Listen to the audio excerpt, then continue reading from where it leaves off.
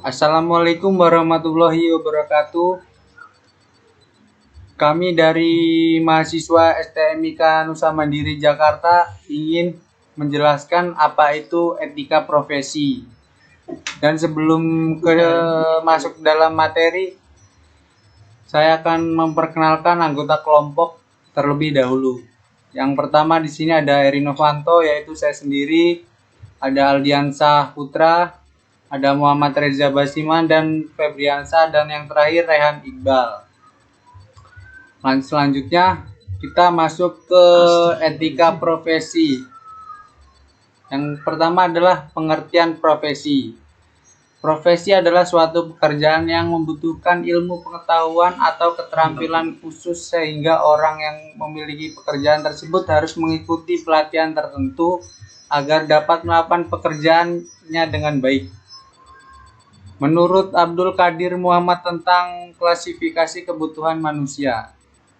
Nomor 1, kebutuhan ekonomi, contohnya seperti tempat tinggal dan pendidikan. Contoh pendidikan ini seperti biaya untuk SPP dan lain-lainnya. Yang kedua, kebutuhan psikis. Contohnya rasa aman atas perlindungan hukum misalnya, dan penghargaan atas pekerjaan yang dilakukan dengan baik. Dan yang ketiga adalah kebutuhan biologis, contohnya adalah makan dan minum. Itu sehari-hari ya. Dan yang terakhir istirahat, itu adalah contoh kebutuhan biologis. Yang keempat, yang terakhir ini adalah kebutuhan pekerjaan, adalah penghasilan untuk diri sendiri maupun keluarganya.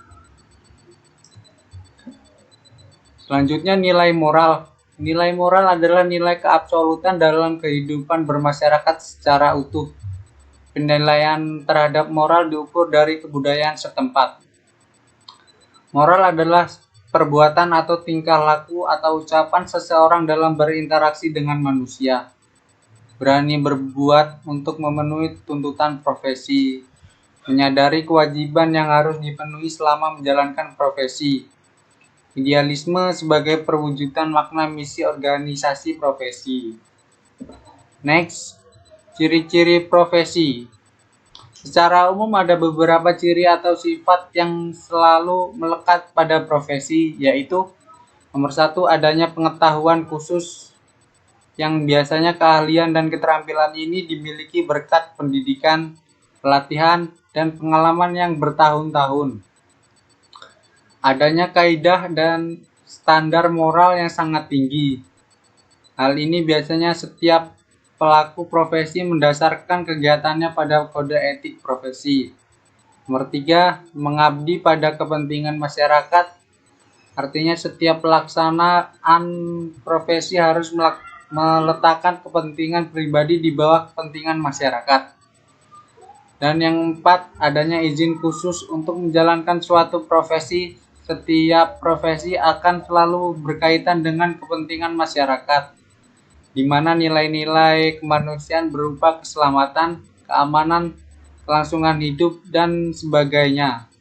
Maka untuk menjalankan suatu profesi harus terlebih dahulu ada izin khusus. Dan yang terakhir adalah kaum profesional biasanya menjadi anggota dari suatu profesi tersebut. Nah, pentingnya etika profesi di sini adalah kata etik atau etika berasal dari bahasa Yunani yang artinya ethos yang berarti karakter, watak kesusilaan atau adat sebagai suatu subjek. Etika akan berkaitan dengan konsep yang dimiliki oleh individu ataupun kelompok untuk menilai apakah tindakan-tindakan yang telah dikerjakan itu salah atau benar, buruk atau baik. Dengan demikian, etika akan memberikan semacam batasan maupun standar yang akan mengatur pergaulan manusia di dalam kelompok sosialnya. Dalam pengertiannya yang secara khusus dikaitkan dengan seni pergaulan manusia, etika ini kemudian dirupakan dalam bentuk aturan kode tertulis.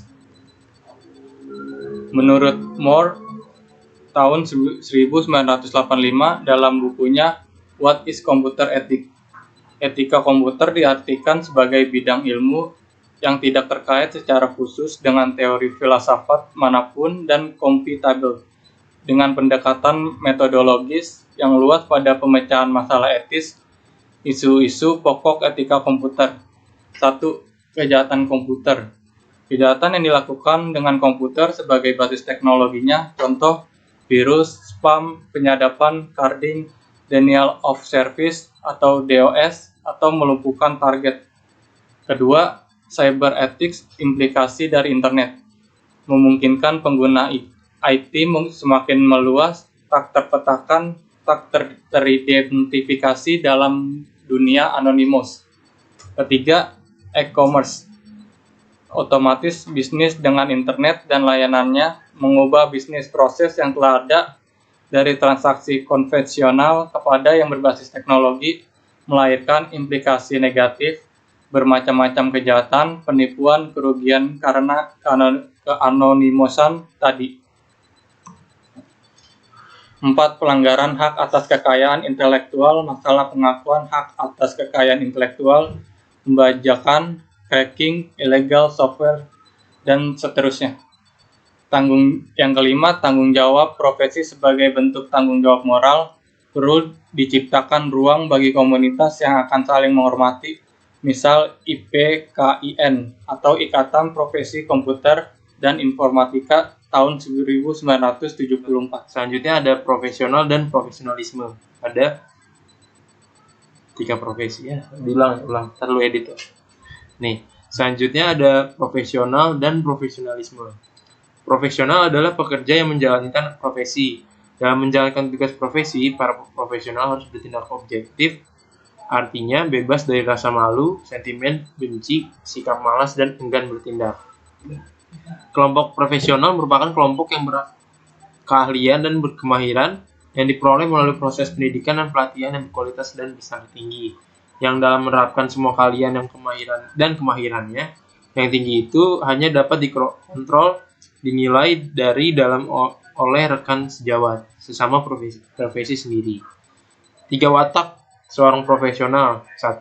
Kerja seorang profesional itu beritikat untuk merealisasikan kebajikan demi tegaknya kehormatan profesi yang digeluti, dan oleh karenanya tidak terlalu mementingkan atau mengharapkan imbalan upah atau material.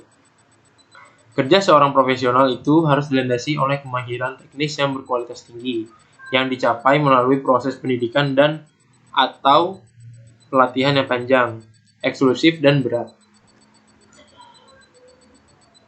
Selanjutnya ada yang ketiga, kerja seorang profesional diukur dengan kualitas teknis dan kualitas moral. Harus menundukkan diri pada sebuah mekanisme kontrol berupa kode etik yang dikembangkan dan disepakati bersama di dalam sebuah organisasi profesi. Sifat-sifat pelaku profesi: menguasai ilmu secara mendalam bidangnya. Kedua, mampu mengkonversi ilmu menjadi keterampilan. Ketiga, selalu mengunjungi etika dan integritas profesi. Sikap-sikap yang dituntut untuk menjadi seorang profesional: yang pertama ada komitmen, tinggi tanggung jawab, ada berpikir sistematis, keempat penguasaan materi, kelima menjadi bagian masyarakat profesi. Selanjutnya yaitu pengertian kode etik profesi. Kode etik profesi adalah pedoman sikap, tingkah laku, dan perbuatan dalam melaksanakan tugas dan dalam kehidupan sehari-hari. Prinsip-prinsipnya yaitu 1. Prinsip standar, yaitu teknis setiap anggota profesi harus melaksanakan tugas profesionalnya yang relevan dan dalam bidang tersebut.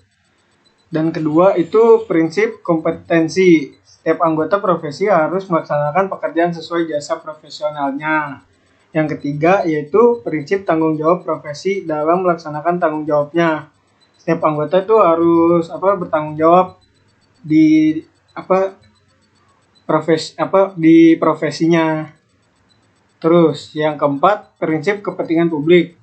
Setiap anggota berkewajiban senantiasa bertindak dalam pelayanan kepada publik, menghormati kepercayaan publik.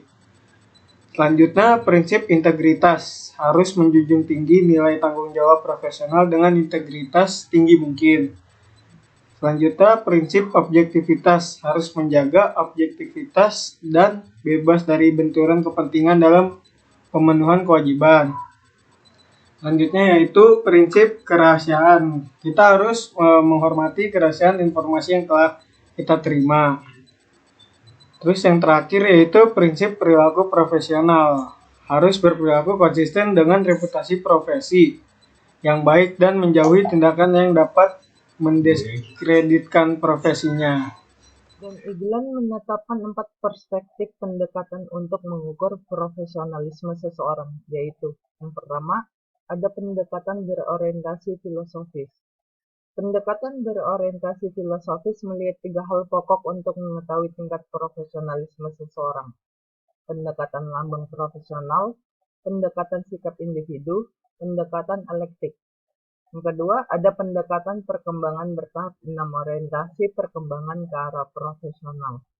Berkumpulnya individu-individu yang memiliki minat yang sama terhadap suatu profesi, melakukan identifikasi dan adopsi terhadap ilmu pengetahuan tertentu untuk mendukung profesi yang dijalaninya, membentuk organisasi formal yaitu organisasi profesi. Yang ketiga, ada pendekatan berorientasi karakteristik orientasi. Orientasi ini melihat bahwa proses profesional juga dapat ditinjau dari karakteristik profesi, yaitu yang pertama ada kode etik profesi, pengetahuan yang terorganisir yang mendukung pelaksanaan profesi, keahlian dan kompetensi yang bersifat khusus, tingkat pendidikan minimal dari sebuah profesi. Yang keempat, ada pendekatan berorientasi non-tradisional. Pendekatan berorientasi non-tradisional menyatakan bahwa seseorang dengan bidang ilmu tertentu diharapkan mampu melihat dan merumuskan karakteristik yang unik dan kebutuhan sebuah profesi. Prinsip-prinsip yang menjadi tanggung jawab seorang profesional. Yang pertama, prinsip holistik atau keseluruhan. Yang kedua, prinsip optimal atau terbaik. Yang ketiga, prinsip lifelong learner, belajar sepanjang hidup. Yang keempat, prinsip integrity, kejujuran. 5. Prinsip SHARP atau berpikir tajam.